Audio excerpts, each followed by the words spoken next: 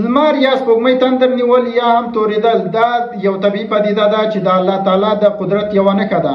حضرت محمد صلی الله علیه وسلم فرمایلی دي یعنی لمر او سپوږمۍ چې کله تندر نیسي دا د الله تعالی د قدرت یوه نښه ده.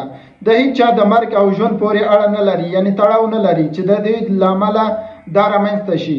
او کله هم چې تاسو دا وینئ نو تاسو دعاګانې وکړئ، استغفار ووایئ، تکبیرات ووایاست، صدقې ورکړئ، منځونه وکړئ. په دې وخت کې نو تاسو خپل ګناهونو معافي د الله تعالی نه وغواړئ او خپله په سجده سئ. په دې وخت کې تاسو 2 رکعته سنت موقت مونځ ادا کړئ.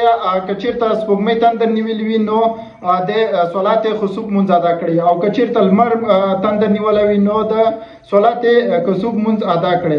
د خسوف پر مهال داسې اعمال باید نور هم وکړئ لکه دعاګانې کول، ذکر کول، اذکار کول، استغفار ویل، صدقې ورکول او د ګناهونو نه توبه کول، ځکه دا د الله تعالی د قدرت او عظمت یادونه کوي. د مسلمانانو لپاره دا وخت د عبرت اخیستلو ده، د قیامت د ورځې د ویرې نه ده او ځان د اصلاح کول وخت ده.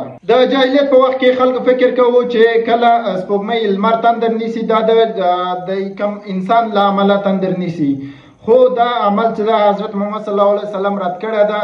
خو اسلام موږ ته راښودلی ده چې دا د الله تعالی د قدرت او عظمت یوه نښه ده، نه د کم انسان.